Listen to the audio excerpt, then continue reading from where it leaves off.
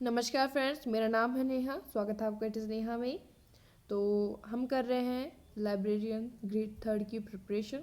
हालांकि ये जो वीडियो है वो सभी एग्ज़ाम के लिए इम्पॉर्टेंट है जो भी राजस्थान जीके की प्रिपरेशन कर रहे हैं। तो आज का जो वीडियो बेस्ड है वो है जो एग्ज़ाम हुआ था 2018 में जुलाई के अंदर IEO का एग्ज़ाम कि इंडस्ट्री एक्सटेंशन ऑफिसर उद्योग प्रसार अधिकारी।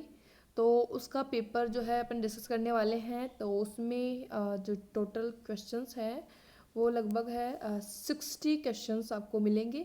तो आप अपना जो स्कोर है जो भी आपने 5 से 6 महीने में जो भी आपने पढ़ाई की है तो आपको पता चल जाएगा, क्योंकि जो लेवल है आपको इन्हीं एग्ज़ाम के पेपर से आपको पता चलेगा कि आपने कितनी क्या तैयारी की है। और जो ये पेपर है इसमें मोस्ट ऑफ कम से कम 5 से 7 क्वेश्चन ऐसे हैं जो रिपीट हुए थे। अभी जो वीमेन सुपरवाइज़र की एग्ज़ाम हुई थी, महिला सुपरवाइज़र आंगनबाड़ी में, जो 6 जनवरी को एग्ज़ाम थी, उसमें सेम टू सेम क्वेश्चन जो है रिपीट हुए थे। इसके रिगार्डिंग मैंने वीडियो बना रखा है, वो आप देख सकते हैं, पूरा प्रूफ मैंने बता रखा है। तो ये आपको बहुत ही बेनिफिशियल रहेगा कि आप ये सारे पेपर सॉल्व करके अपने एग्ज़ाम देने जाए, ताकि आपको बाद में कोई पछतावा या रिग्रेशन ना हो कि काश मैं ये पेपर सॉल्व कर लेता या कर लेती। तो इसलिए मैंने इस तरह की सीरीज़ आपके लिए स्टार्ट की है। तो चलिए स्टार्ट करते हैं आज का पेपर सॉल्विंग। तो ये है IEO का पेपर, इंडस्ट्री एक्सटेंशन ऑफिसर उद्योग प्रसार अधिकारी। तो आप ये पेपर और जो सुपरवाइज़र वाला एग्ज़ाम हुआ था महिला सुपरवाइज़र, वो आप डाउनलोड कर सकते हैं। दोनों का आप मैच करके देखना, फिर आपको पता चल जाएगा खुद से भी कि क्या मैंने सही कहा है या गलत कहा है। तो फर्स्ट क्वेश्चन है, तो ये क्वेश्चन है वो सेम आ रखा है सुपरवाइज़र वाले एग्ज़ाम में, ये बता रखा है मैंने पहले वाले वीडियो में। राजस्थान रिफाइनरी पचपदरा के बारे में निम्न में से कौन सा कथन सही नहीं है। यह HPCL तथा राजस्थान सरकार का संयुक्त उपक्रम है। इसमें HPCL का हिस्सा 80% तथा राजस्थान का 20% है। इसकी परियोजना लागत परियोजना जो है वो 43,129 करोड़ रुपए है। यह देश की पहली ऐसी रिफाइनरी है जिसमें रिफाइनरी व पेट्रोकेमिकल कॉम्प्लेक्स का सम्मिश्रण है। तो इसमें कथन बताना है कौन सा सही नहीं है। तो इसमें जो कथन सही नहीं है वो ये है कि HPCL की जो भागीदारी है वो इसमें 80 बताई है, जबकि जो राजस्थान की बताई है वो 20%। तो इसमें जो सही रेशियो है वो 74 और 26 का है। ठीक है कि जो हिस्सेदारी है HPCL की वो 74 है, 74 है, और जो राजस्थान की है वो 26% है। जबकि यहाँ पे दे रखा है 80 और 20, तो ये गलत हो जाएगा। और ये सेम क्वेश्चन जो है सुपरवाइजर में आ रखा है, जबकि इन दोनों पेपर में 6 महीने का भी अंतर नहीं है। और बहुत सारे ऐसे पेपर हैं जिनमें वही क्वेश्चन जो है रिपीट हो रहे हैं बार बार। तो आप ये बात ज़रूर ध्यान रखें, कोई भी बोर्ड अगर एग्ज़ाम करवाता है तो सबसे पहले वो प्रीफर करता है अपने खुद के पेपर जो उसने पहले करवाए हैं उनके क्वेश्चंस, ताकि आगे जो है कोई क्वेश्चन में रिट वगैरह ना लगे। तो ये चीज़ है। और ये जो क्वेश्चन है पंचवर्षीय योजना का, ये शायद 2-3 बार रिपीट हो चुका है इन्हीं एग्जाम में जो 2018 में हुई है। तो राजस्थान में 12वीं पंचवर्षीय योजना की समयावधि है 2012 से 17, 2007 से 12, या फिर 2002 से 7, या 2017 से 22। तो पंचवर्षीय योजना चाहे राजस्थान में हो चाहे भारत में हो, ये 12 ही है टोटल। तो ये अंतिम पंचवर्षीय योजना है तो जो है 2012 से 2017 के बीच। उसके बाद है निम्न में से किसे भूमि सुधार का रूप माना जाता है। यंत्रीकरण, अधिक उपज देने वाले बीजों का उपयोग, भू जोतों की सीमा का निर्धारण, या कृषि साख। तो इसमें भूमि सुधार का जो रूप माना जाता है वो है भू जोतों की सीमा निर्धारण। नेक्स्ट है राजस्थान के वृहद उद्योगों की संवर्धि में सबसे महत्वपूर्ण बाधा है विद्युत आपूर्ति की कमी है, अनिश्चितता, उद्यमिता का अभाव, परिवहन सुविधाओं का अभाव, या पूंजी का अभाव। तो विद्युत आपूर्ति की कमी और अनिश्चितता, तो ए ऑप्शन है वो राइट हो जाएगा। तो इसमें टोटल जो है राजस्थान जीके के वो 60 क्वेश्चन है। तो आपको सारे के अपने आंसर देने हैं, फिर अपना स्कोर भी बताना है कि आपका क्या स्कोर रहा, ताकि आपकी जो तैयारी है वो किस तरह की थी तो आपको भी पता चल सके। नेक्स्ट है, राजस्थान में किस योजना के अंतर्गत गांव के शिक्षित युवा अथवा गैर सरकारी संगठन की सेवाएं गहन पशु और गो प्रजनन के लिए प्रयुक्त की जाती है? कामधेनु, गोपाल, कृत्रिम गर्भाधान कार्यक्रम या कृष्णा? तो गोपाल योजना जो है वो इससे संबंधित है, प्रयुक्त की जाती है। उसके बाद है, राजस्थान के किस प्रदेश का अजरक प्रिंट प्रसिद्ध है? उदयपुर, भीलवाड़ा, बाड़मेर या सांगानेर? तो अजरक प्रिंट है वो बाड़मेर है। तो ये भी 2-3 बार रिपीट हुआ है वही प्रश्न, तो ध्यान रखिए आप। हालांकि ये कॉमन क्वेश्चन भी है। नेक्स्ट है, निम्न में से क्या राजस्थान की हरित क्रांति से संबंधित नहीं है? HYV बीजों का उपयोग बढ़ना, उर्वरकों एवं कीटनाशकों का उपयोग घटना, सरकारी ऋण सुविधाओं का बढ़ना या सकल कृषि क्षेत्र का बढ़ना? तो क्या आंसर होगा इसका? तो उर्वरकों एवं कीटनाशक उपयोग का घटना नहीं है, जबकि बढ़े गए थे हरित क्रांति के द्वारा। नेक्स्ट है, राजस्थान एकमात्र राज्य है जिसमें निःशुल्क नागरिक ईमेल सुविधा दी जाती है और इसका उपयोग करने वाले अपना ईमेल एड्रेस प्रादेशिक भाषाओं एवं हिंदी में बना सकते हैं। इस सुविधा को कहते हैं राजस्थान निःशुल्क मेल, राजस्थान प्रादेशिक मेल या ईमेल या फिर राज मेल। तो क्या कहेंगे इसको?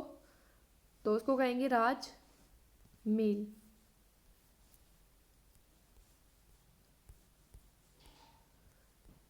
तो निम्न में से कौन सा कथन RUDA रूडा के बारे में सही नहीं है? इसकी स्थापना नवंबर 1995 में हुई थी। ये भी सेम प्रश्न आ रखा है। यह प्रदेश के शहरी क्षेत्रों में गैर कृषि क्षेत्र को बढ़ावा देता है। यह 3 उप क्षेत्रों चमड़ा, ऊन, लघु खनिज के अंतर्गत अपनी गतिविधियां संचालित करता है। इसने ब्लू पोट्री, कोटा दोरिया एवं सांगानेर व बगरू हैंड ब्लॉक प्रिंटिंग जैसे शिल्प कलाओं के लिए बौद्धिक संपदा अधिकारों के अंतर्गत भौगोलिक संकेतक पंजीकरण प्राप्त कर लिया है। तो रूडा के बारे में कौन सा कथन सही नहीं है वो बताना है। तो जो बी ऑप्शन है, ये प्रदेश के शहरी क्षेत्रों में गैर कृषि क्षेत्र को बढ़ावा देता है, जबकि ये नहीं है। तो इसकी, क्योंकि जो रूडा है तो आर से जो है रूरल संबंधित है, ना कि अर्बन। तो ये ग्रामीण क्षेत्रों से संबंधित है, ना कि शहरी क्षेत्रों से। नेक्स्ट है, निम्न में से किन शहरों को राजस्थान में स्मार्ट सिटी के रूप में विकसित करने के लिए चुना गया है? जयपुर, जोधपुर, कोटा, बीकानेर या फिर जयपुर, उदयपुर, कोटा था अजमेर, जयपुर, जोधपुर, अजमेर, कोटा, उदयपुर, कोटा, जोधपुर, अजमेर। तो क्या आंसर होगा इसका? तो जो स्मार्ट सिटी के लिए चुना गया है वो है जयपुर, उदयपुर, कोटा, अजमेर। नेक्स्ट है, लघु उद्योगों की सहायता के लिए राजस्थान लघु उद्योग कॉरपोरेशन लिमिटेड राजसिको की स्थापना वर्ष डैश में हुई। तो कब हुई थी? तो ये हुई थी 1961 में। ठीक है, तो सेम यही प्रश्न जो है LDC में भी आ रखा था। तो उसमें पूछा थी जो डेट और ईयर है, और इसमें जो खाली ईयर ही पूछा है। तो बार बार जो है रिपीट होते रहते हैं इनके प्रश्न, तो आप इनको जरूर रट के ही जाएं।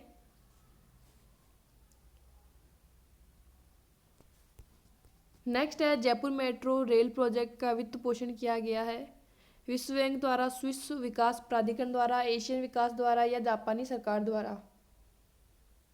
तो ये जो किया गया है वो किया गया है एशियन विकास बैंक द्वारा।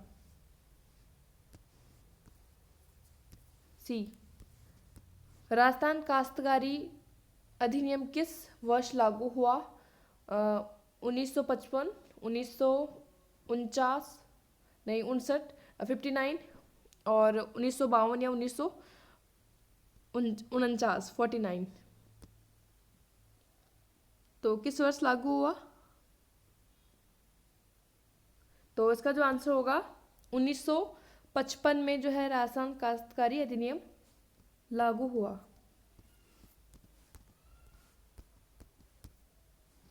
राजस्थान में वर्ष 2017 में कुल डाकघरों की संख्या कितनी थी? तो 7011, 15022, 5055 या फिर 10,311। तो कितनी संख्या थी? तो जो संख्या थी 2017 में टोटल डाकघर जो थे वो 7011 थे। उसके बाद है राजस्थान को निम्न में से किस स्रोत से सर्वाधिक ऊर्जा प्राप्त होती है? पवन, सौर ऊर्जा, तापीय, जल विद्युत। तो ये प्रश्न में जो है एलडीसी में आ रखा है, तो आप इसका आंसर बताएं। जबकि ये आईईओ का पेपर है, ये जुलाई में हो गया था, तो बार बार रिपीट इन्हीं क्वेश्चन पेपर में से होते रहते हैं। तो तापीय जो ऊर्जा है, थर्मल पावर जो है वो सबसे ज़्यादा ऊर्जा जो होती है, हालांकि मोस्टली जो लगा देते हैं सौर ऊर्जा, जबकि जो है तापीय है, थर्मल है। नेक्स्ट है 2017-18 में राजस्थान का स्थिर कीमतों 2011-12 पर सकल राज्य घरेलू उत्पाद था, तो 6,41,940 करोड़ रुपए, या फिर 8,40,263 करोड़ रुपए, या 7,61,460 करोड़, या फिर 1,05,55 करोड़ रुपए। तो इसका आंसर बताना है आपको।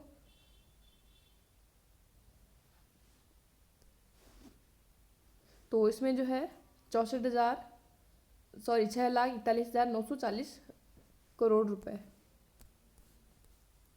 इसके बाद है दीनदयाल उपाध्याय ग्रामीण ज्योति योजना के अंतर्गत 2016-17 में कितने ग्रामों का विद्युतीकरण हो गया था? हालांकि इस तरह के प्रश्न अब नहीं आएंगे, क्योंकि ये उस टाइम के करंट के प्रश्न थे, तो आप इनको छोड़ ही दें।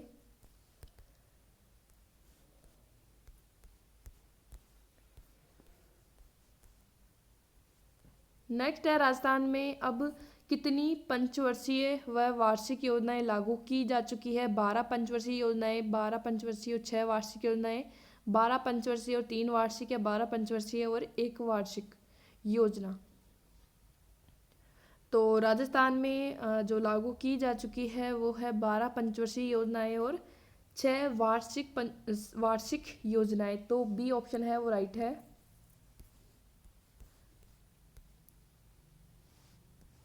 तो इसको भी आप छोड़ ही दें। तो ये भी करंट का ही है। वैसे अब तो खैर ये नॉर्मल क्वेश्चन बन गया है, क्योंकि ये 2018-19 के राजस्थान के बजट में की गई घोषणा के अनुसार ऊँटनी के दूध के प्रसंस्करण के लिए मिनी प्लांट स्थापित किया जाएगा। तो कहाँ स्थापित किया गया था? तो अब तो नॉर्मली पूछा जा सकता है, ज़रूरी नहीं करंट में ही। तो ये जो स्थापित किया गया था वो जयपुर के अंदर किया गया था, जबकि सीधा सा दिमाग लगाएं तो कि जयपुर में तो बहुत कम पाए जाते हैं ऊँट, तो इसलिए जयपुर कोई आंसर नहीं लगाएगा, जबकि आंसर जो है जयपुरी है, तो ऑप्शन बी है वो राइट हो जाएगा।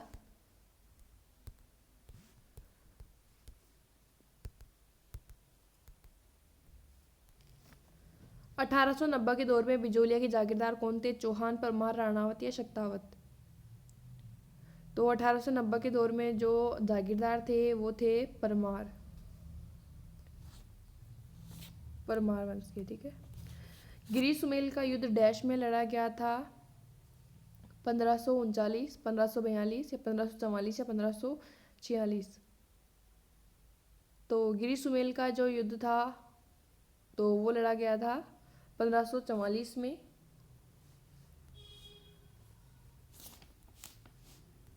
तो जो गिरी सुमेल का युद्ध है उसको जैतारण या पाली का युद्ध भी कहते हैं। तो ये जो हुआ था, ये हुआ था राव मालदेव और शेरशाह सूरी के बीच में हुआ था। तो ये बात आप ज़रूर ध्यान रखें। तो राव मालदेव जो थे तो जोधपुर या फिर मारवाड़ के रूलर थे। इसके बाद है 1883 में निम्न में से किस शहर में परोपकारिणी सभा की स्थापना हुई? अजमेर, अलवर, भरतपुर या फिर उदयपुर। तो जो परोपकारिणी जो सभा है तो उसकी जो स्थापना हुई थी वो हुई थी उदयपुर के अंदर। नेक्स्ट है निम्न में से कौन से वंश की उत्पत्ति अग्निकुंड से नहीं हुई है? परमार, सिसोदिया, चौहान या चालुक्य। तो सिसोदिया जो वंश है, जिस वंश के महाराणा प्रताप, महाराणा कुंभा वगैरह थे, तो इस वंश की जो उत्पत्ति है वो अग्निकुंड से नहीं हुई है, जबकि बाकी की हुई है। नेक्स्ट है गागरोन का किला निम्न में से किस जिले में स्थित है? झालावाड़, अजमेर, उदयपुर या फिर कोटा। तो जो गागरोन का जो किला है वो झालावाड़ में स्थित है, ए ऑप्शन। चौतारा कामायचा कौन से लोक वाद्य परंपरा से जुड़े हैं? सुशिर वाद्य, तत्ववाद्य, अवनद वाद्य या फिर घन वाद्य। तो चौतारा और कामायचा जो है वो तत्ववाद्य हैं, तार वाले। निम्न में से कौन सा स्थान 1920 के किसान आंदोलन के दौरान शेखावटी के पंच पाने ठिकाने में से एक नहीं है? ढूंढ लो, मलसीसर, मंडावा या फिर श्री माधोपुर। तो कौन सा नहीं है? तो श्री माधोपुर जो है शिकर में, वो नहीं है। मेवाड़, डूंगरपुर, सिरोही, बांसवाड़ा में स्वदेशी आंदोलन का नेतृत्व निम्न में से किसने किया था? दामोदर दास राठी, अर्जुन लाल सेठी, स्वामी गोविंद गुरी या फिर जमनालाल बजाज। तो नेतृत्व जो किया था वो किया था स्वामी गोविंद गिरी ने, सी ऑप्शन। नेक्स्ट है निम्न में से किस इतिहासकार ने राजपूतों को शक अथवा सिथियन जाति के वंशज माना है? चंद्रबरदाई, सीएम वेद, जेम्स टॉड या फिर गोपीनाथ शर्मा। तो ये कहा था जेम्स टॉड ने। पंडित नैनूराम शर्मा निम्न में से किस रियासत के प्रजामंडल से संबंधित थे? कोटा, अलवर, झालावाड़ या जयपुर। तो ये जो संबंधित थे पंडित नैनूराम शर्मा, तो वो थे कोटा से, ठीक है, हड़ौती। तो इसका आंसर जाएगा ए ऑप्शन।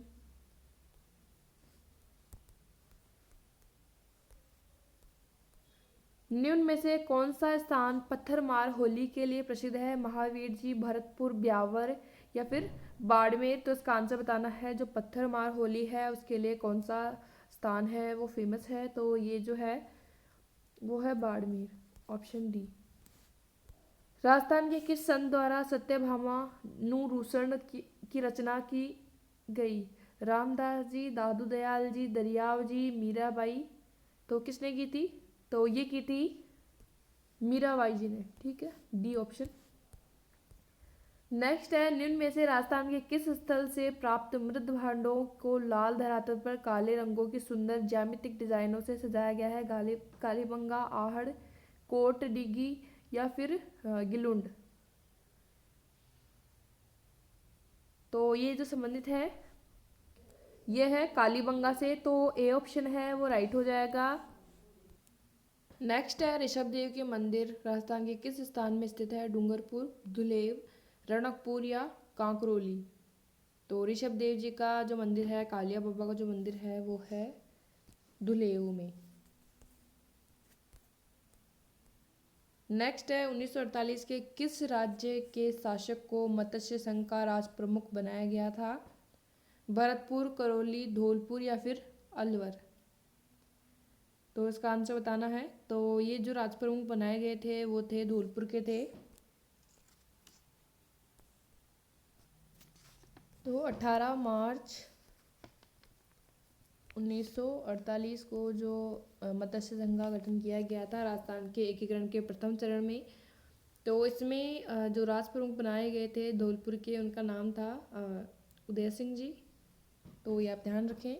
और जो एक और बता देती हूँ, जो धुलेव है जहाँ पे ऋषभ देव जी या केसरिया नाथ जी का मंदिर है, तो ये धुलेव जो है उदयपुर के अंदर है।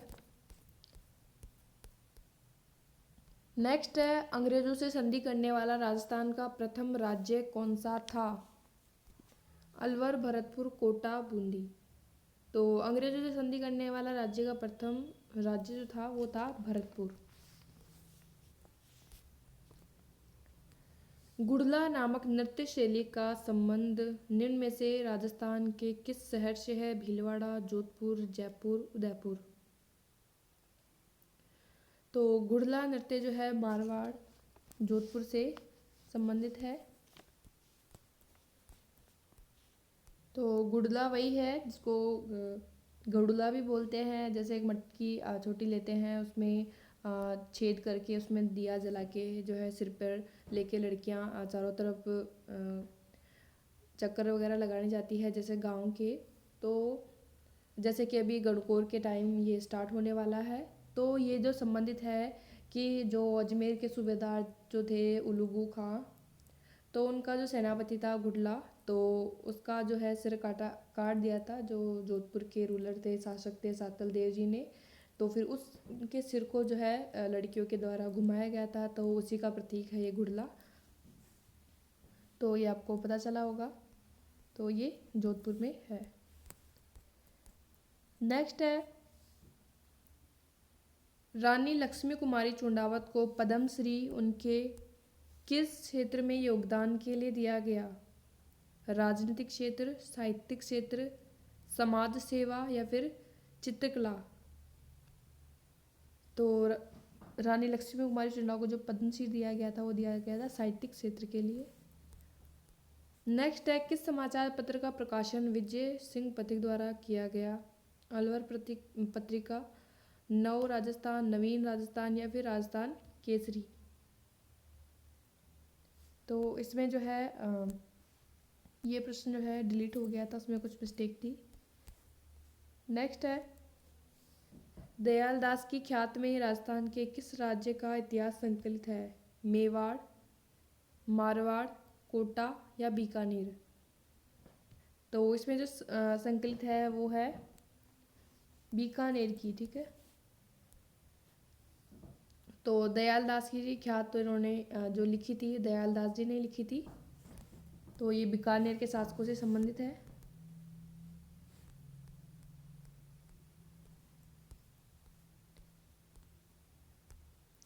निम्नलिखित कार्यक्रमों में से कौन सा एक कार्यक्रम मरु विकास कार्यक्रम के अंतर्गत नहीं है? शुष्क क्षेत्र अनुसंधान एवं विकास कार्यक्रम, सूखा संभावित क्षेत्र कार्यक्रम, मरुस्थलीकरण से द्वंद्व कार्यक्रम या समन्वित ग्रामीण विकास कार्यक्रम? तो क्या होगा इसका आंसर? तो अंतर्गत जो नहीं आता है वो है समन्वित ग्रामीण विकास कार्यक्रम। नेक्स्ट है, राजस्थान से गुजरने वाला सबसे छोटा राष्ट्रीय राजमार्ग है NH71B, NH8, NH11, NH15? तो सबसे छोटा जो राजमार्ग है वो है NH71B। नेक्स्ट है, राजस्थान का क्षेत्रफल भारत के कुल क्षेत्रफल का कितना प्रतिशत है? 10.45%, 9%, 11.50% या फिर 15%? तो ये है 10.45%। चूलिया जलप्रपात किस नदी द्वारा बनाया जाता है? चंबल नदी, बनास नदी, साबरमती नदी या फिर घग्गर नदी?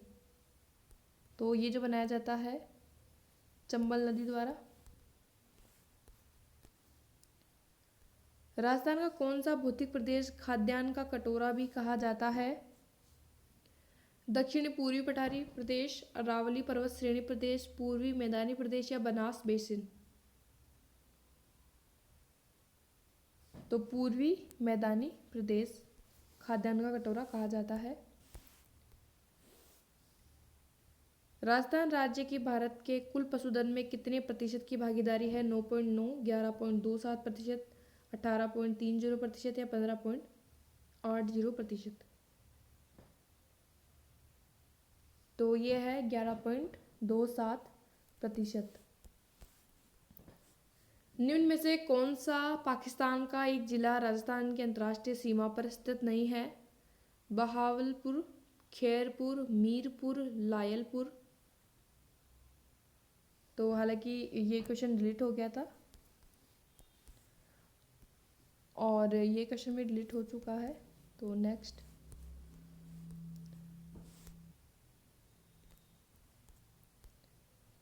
राजस्थान में वर्तमान में कितने वन्य जीव अभयारण्य हैं? 33, 38, 25 या 7? तो राजस्थान में जो अभयारण्य है वो है 25 वन्य जीव अभयारण्य है। निम्न में से कौन सा एक कारण राजस्थान में मृदा अपरदन से संबंधित नहीं है? जंगल कटना, हिमानी क्रिया, वायु अपरदन या फिर जलीय अपरदन? तो ये है हिमानी क्रिया। हिम कहाँ से आएगा? बर्फ तो आसपास में ही नहीं है राजस्थान में।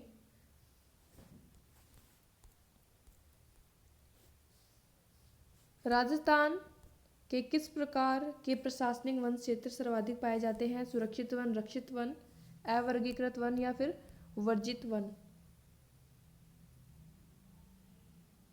तो ये जो प्रश्न है वो एलडीसी की जो एग्ज़ाम हुई थी, ये हुई थी शायद 9 सितंबर को, तो उसमें ये आया हुआ है। यही सेम प्रश्न जो कि जुलाई में इसके पेपर हुआ और फिर से रिपीट हो गया सितंबर वाली एग्ज़ाम में। तो ये है प्रोटेक्टेड फॉरेस्ट।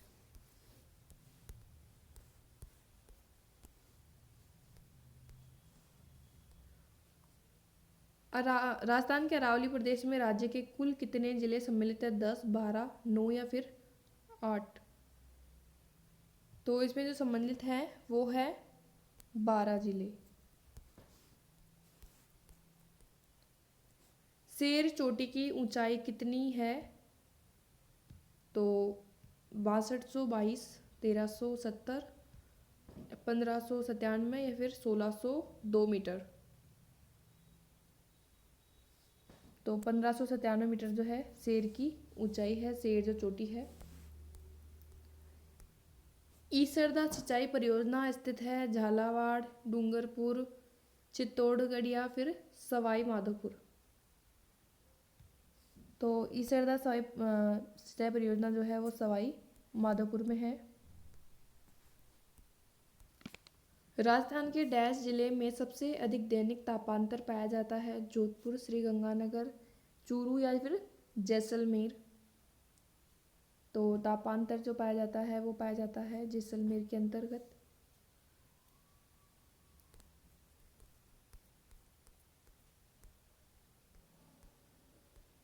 गुरु शिखर पर्वत चोटी अरावली के किस प्रदेश का भाग है? दक्षिणी, उत्तरी या फिर मध्य या फिर पूर्वी? तो ये जो भाग है वो है दक्षिणी, दक्षिण में ही है सिरोही के अंदर। नेक्स्ट है 56 मैदान का संबंध में से किस एक नदी से है? ब्यास, साबरमती, माही या फिर चंबल? तो 56 का मैदान से जो संबंधित नदी है माही। निम्न में से किस जिले को राजस्थान में सर्वाधिक वर्षा प्राप्त होती है? कोटा, सिरोही, बीकानेर या प्रतापगढ़? तो प्रतापगढ़। नेक्स्ट है निम्न में से राजस्थान का कौन सा जिला चीनी मिल संयंत्र के कारण वायु प्रदूषण की समस्या से जूझ रहा है? श्रीगंगानगर, बीकानेर, भरतपुर या फिर धौलपुर? तो श्रीगंगानगर। तो चीनी मिल जो आर एस जेसम है, राजस्थान गंगानगर शुगर मिल।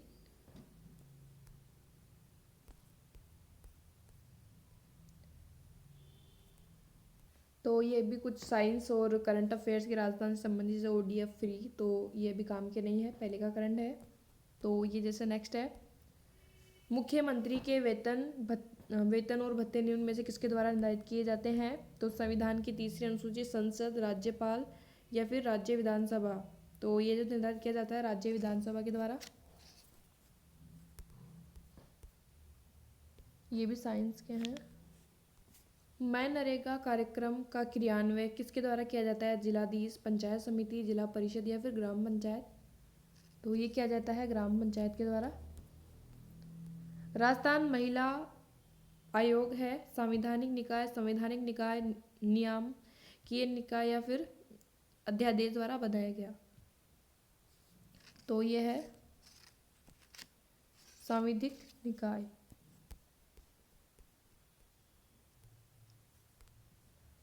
संविधान के अनुच्छेद 155 के तहत राज्यपाल की नियुक्ति किस निम्न में से किसके द्वारा की जाती है? केंद्रीय मंत्रिपरिषद, भारत के राष्ट्रपति, भारत के प्रधानमंत्री या फिर राज्य के मुख्यमंत्री?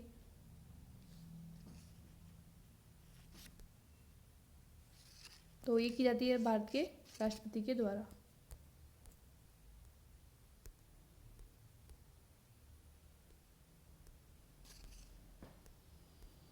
राजस्थान के प्रथम लोकायुक्त कौन नियुक्त किए गए हैं? तो हालांकि जब उस टाइम ये करंट का था, लेकिन अब ये नॉर्मली जीके में आ गया है, तो ये ज़रूर पूछा जा सकता है, जैसे कि प्रथम मुख्यमंत्री कौन है, इस तरह से।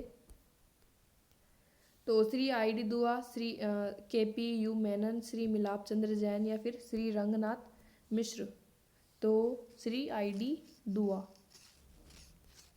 A option. राजस्थान में प्रशासनिक दृष्टि से निम्न में से सबसे छोटी इकाई कौन सी है? जिला, संभाग, तहसील या फिर पंचायत समिति।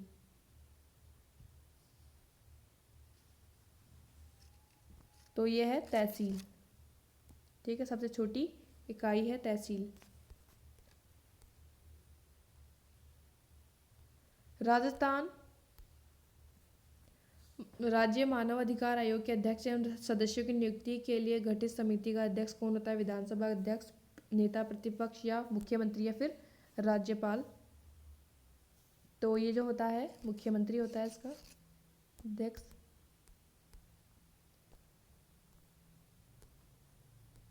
राज्यपाल पद पर नियुक्त करने के लिए उपयुक्त योग्यताएं क्या है? वह किसी लाभ के पद पर आसीन न हो, वह 30 वर्ष की आयु पूरी कर चुका हो, या फिर वह राज्य विधानमंडल और संसद का सदस्य न हो। तो ये सही कोड चुने हैं, 1 और 2 सही है, या फिर 1 2 3, या फिर 1 या 3, या फिर 2 या 3। तो 1 और 3 जो है वो ही सही है, क्योंकि इसमें 35 वर्ष चाहिए होती है, ना कि 30 ही वर्ष। तो ऑप्शन सी। निम्नलिखित में से कौन राजस्थान से राज्यसभा का सदस्य नहीं है? तो डॉक्टर किरोड़ीलाल, श्री मदन लाल सैनी, या फिर श्री भूपेंद्र यादव, या श्री अर्जुन राम मेघवाल। तो श्री अर्जुन राम मेघवाल नहीं है।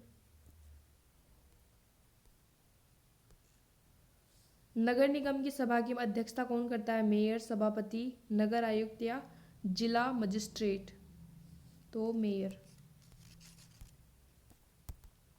तो ये थे कुछ इम्पोर्टेंट क्वेश्चंस। तो आईईओ के पेपर जो कि जुलाई में हुआ था, उद्योग प्रसार अधिकारी, तो इसके बहुत ही इंपॉर्टेंट जीके के प्रश्न हैं, जिनमें से बहुत सारे तो रिपीट भी हो चुके हैं और बहुत प्रोबेबिलिटी है कि रिपीट होने की पूरी संभावना है।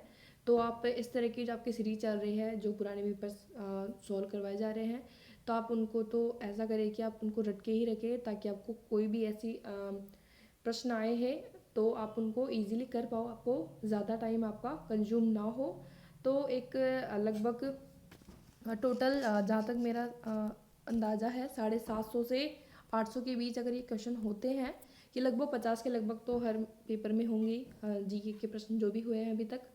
तो अगर आप इनको तैयार कर लेते हैं तो लगभग आपके, जैसे कि इस आपकी एग्ज़ाम है लाइब्रेरियन ग्रेड 3 की, तो अगर आपके 15 से 20 क्वेश्चन भी मिलते हैं, तो 15 क्वेश्चन मिलने का मतलब आप 30 मार्क्स तो इजीली ऐसे गेन कर लोगे, जो आपके क्वेश्चन पढ़े हुए हैं, आपको दिमाग नहीं लगाना पड़ेगा और गलत होने के भी चांसेस भी कम हो जाएंगे। अगर 20 क्वेश्चन आते हैं उन्हीं में से, तो 40 मार्क्स तो आप इजीली गेन कर लोगे 100 में से। तो ये ज़्यादा बड़ी बात है, क्योंकि नए क्वेश्चन आएंगे तो उनमें समझने में भी थोड़ा टाइम लगता है। ज़रूरी नहीं है कि आपको सीधा सा आंसर उसका पता लग जाए, क्योंकि घुमा कर भी आजकल बहुत पूछा जाता है।